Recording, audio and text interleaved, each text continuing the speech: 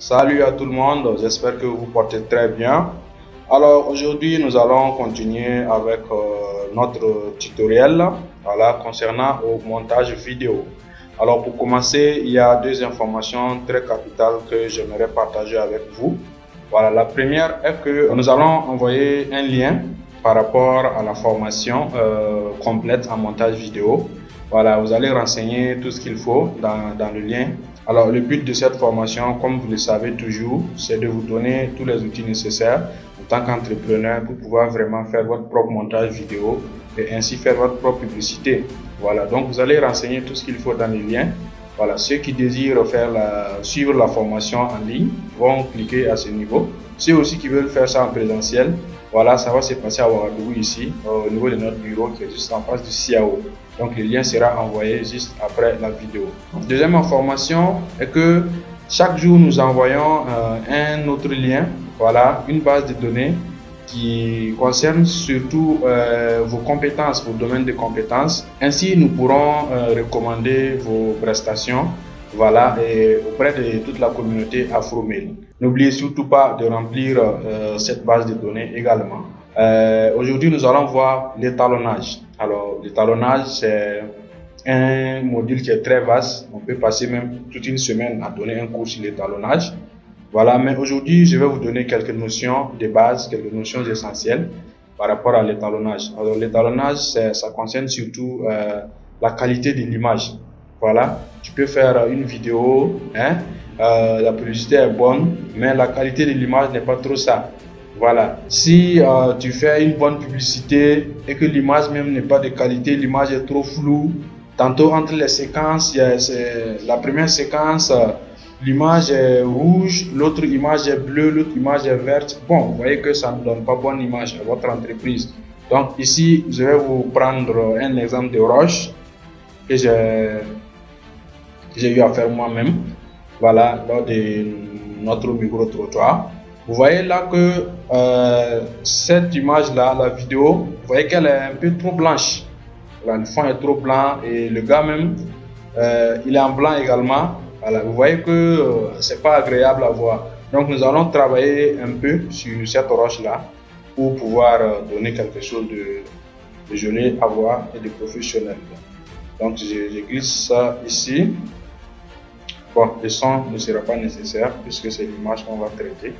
Voilà, vous voyez ici je joue.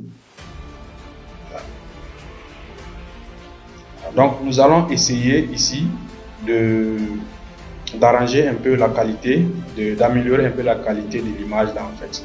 Voilà, donc à ce niveau, on va aller dans fenêtre, voilà, et nous partons sur couleur lumétrie qui est là, voilà, qui va déjà s'afficher ici. Voilà. Alors l'étalonnage, il y a plusieurs corrections qu'on peut faire. Voilà, ici il y a la correction de base, c'est cette partie qui s'affiche à ce niveau. Voilà, de la température jusqu'au teint noir. Voilà, vous pouvez étalonner de façon créative.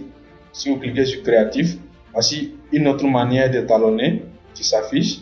Voilà, donc on va fermer ça. Il y a aussi courbe. Voilà, à travers les courbes aussi, on peut modifier la qualité de l'image qu'on va voir dans peu de temps. Alors, les roues chromatiques, ici également, on peut modifier la qualité de l'image avec ça. Voilà, la courbe RVB, ainsi de suite, ainsi de suite. Mais aujourd'hui, nous allons juste vous montrer la correction de base. Voilà, la correction de base, comment ça se fait. Et dans les tutoriels suivants, on va parler des autres formes de d'étalonnage aussi. Voilà, donc je vais fermer ça. Courbe RGB, également courbe de saturation. Et je vais venir dans la correction de base. Alors à ce niveau, on me parle de température. Température, si j'augmente un peu la température, l'image devient un peu rouge, ça chauffe un peu, ça devient rouge. Ainsi de suite, jusque là, vous voyez que ça devient trop rouge. Donc, comme moi, mon objectif déjà, ce n'est pas de changer la couleur, mais c'est d'améliorer la qualité même de ma vidéo. Je ne vais pas trop augmenter la température. Voilà, et je vois ici que l'image est trop blanche. Donc, c'est qu'il y a beaucoup trop d'exposition. Je vais jouer un peu sur l'exposition. à ce niveau, je vais diminuer la luminosité en fait. Alors vous voyez que si je mets par exemple là, ça devient un peu noir. Donc je vais exposer mon image le plus moins possible. Voilà, comme ça. Et le contraste, je ne vais pas trop jouer sur ça, je vais juste augmenter un peu.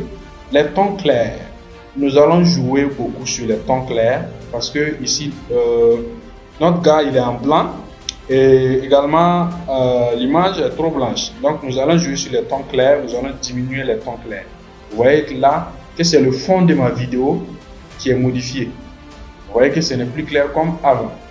Alors nous allons jouer un peu sur les tons foncés également, nous allons les diminuer. Voilà, nous allons les diminuer également. Et aussi les blancs.